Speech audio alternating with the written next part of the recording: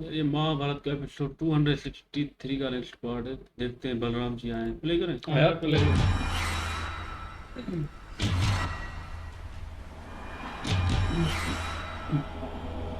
क्षमा कीजिए गुरुदेव बलराम। नियम भंग करने का दंड तुम्हें अवश्य मिलेगा भीम। मैं तुम्हारे प्राण ले लूंगा।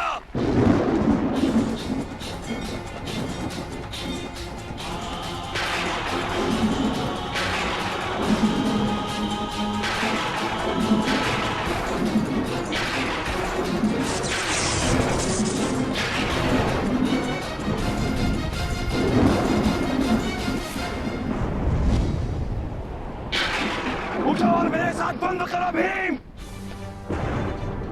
यदि आपका आदेश होगा गुरुदेव, मैं स्वयं प्राण त्याग। नहीं भीम, तुम्हारी हत्या कर तुम्हारे रक्त से मैं अपने इस हल को धोऊंगा। उठो और बंद करो धर्मी। गुरुदेव, मुझे आपका दंड स्वीकार है,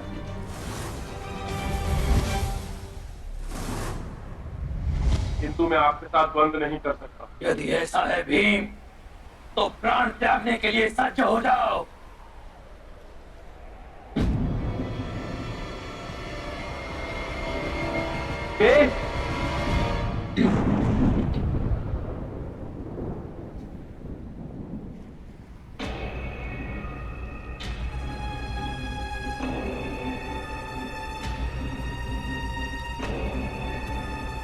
ताऊ, आप दुर्योधन के पक्ष से युद्ध कर रहे हैं,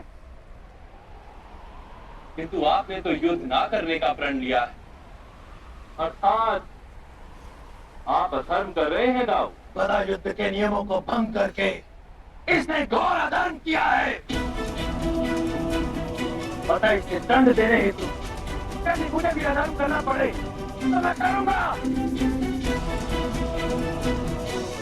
अर्थात एक अधर्मी को दंड देने हेतु आप भी अधर्म ही कर रहे हैं।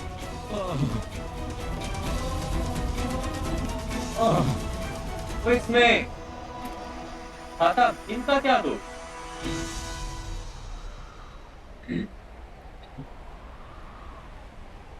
शब्दों का माया जाल रचने में इस संसार में तुमसे श्रेष्ठ कोई नहीं है।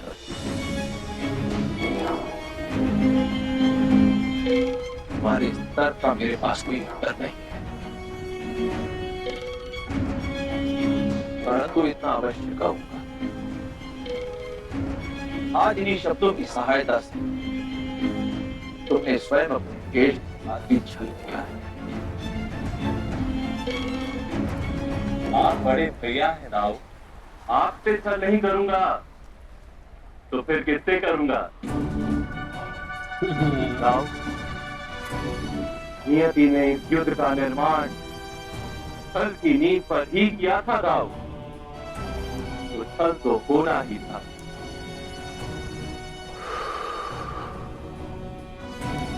आज दादा भीम यदि धर्म का वहन करते तो इस संसार के साथ बहुत बड़ा धर्म होता था। दुर्योधन की पराजय अनिवार्य थी दाऊ।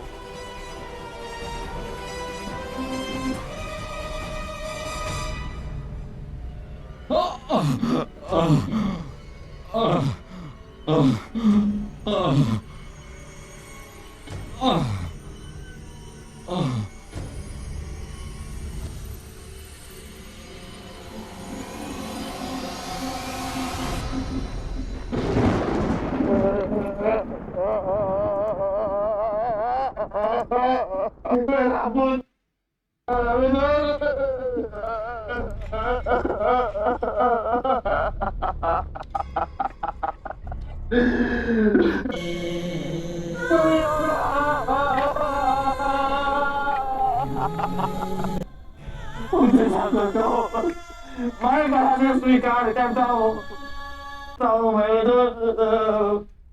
उनके चरणों को स्पर्श करता हूँ इधर, किंतु मेरे एक पुत्र को जीवित रख दे, मेरे एक पुत्र को।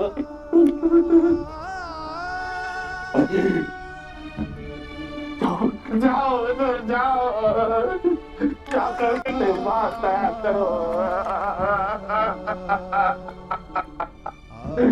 मेरा पुत्र दुर्योधन मेरा पुत्र दुर्योधन, दुर्योधन, दुर्योधन।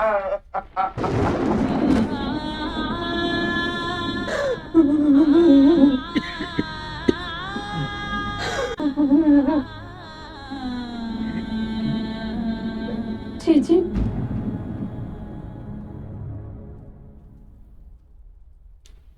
क्यों आई हो यहाँ?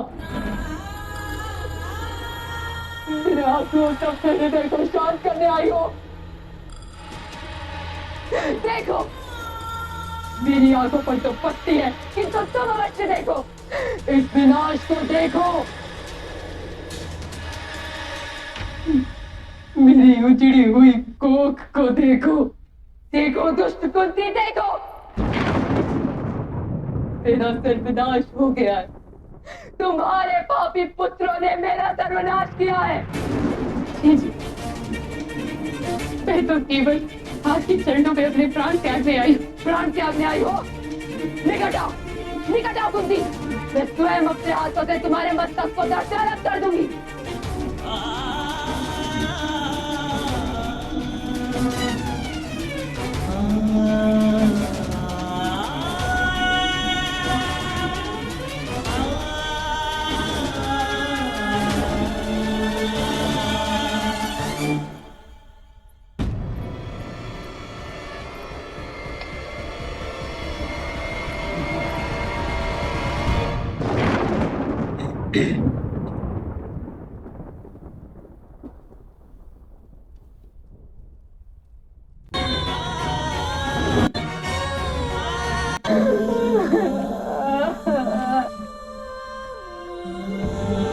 मेरे पुत्रों का वध हो गया कुंती।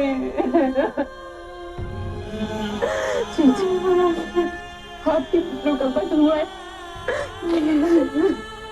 और मैंने अपने अपने सारे संबंधों का त्याग करके मृत्यु का भेष पहन लिया है। अब मैं महाराज पांडु की पत्नी ने सम्राट युधिष्ठिर की माता नहीं, केवल आपकी और ज्येष्ठ की दासी हूँ, और यही आदेश मिला है मुझे राजश्री की ओर से। नहीं कुंती, तुम मेरी दासी नहीं बन सकती, अब तुम ही मेरा आधार हो कुंती। नाश कर दिया है, भूमि में जाके अब सारा जीवन व्यतीत करेंगे कुंती। मुझे यहाँ से ले चलो कुंती।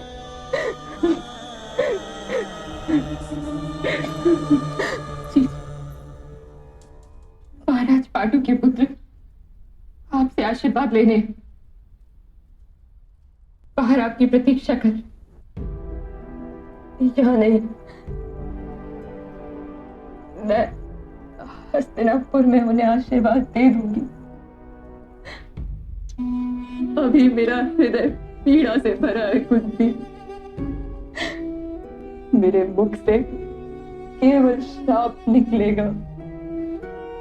चलो यहाँ से। माता,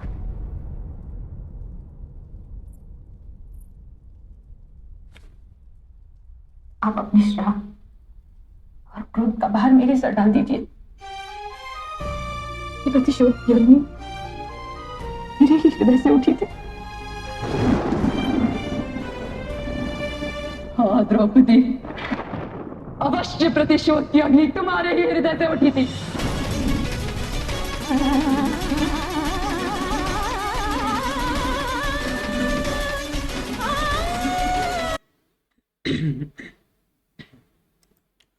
सब नाराज हैं, गुस्सा है, और गांधारी जी भी सही है अपनी जगह पे। बेटियों का दुख तो बड़ा दुख होता है, चाहे धर्मी क्यों ना हो, लेकिन दुख तो होता है। अब द्रौपदी पे गुस्सा हो रही है। हाँ यार, गांधारी को मैं अभी ऐसे देख रहे हैं ना गांधारी जी को, तो हमें भी बड़ा अजीब लग रहा है ना। वो भी बेटों का बड़ा सदमा है, और पांडु पुत्र भी आए, हमें आशीर्वाद दो, ऐसे कहते भाई। आशीर्वाद तो दे सकती है ना भाई, अधर्म तो देखो ना, गांधारी ने भी किया हुआ है ना, अपने पुत्रों को समझा दी भाई ऐसा नहीं करो, तो आज ये अधर्म कभी भी नहीं होता। चलो मर गए तो अच्छी बात है।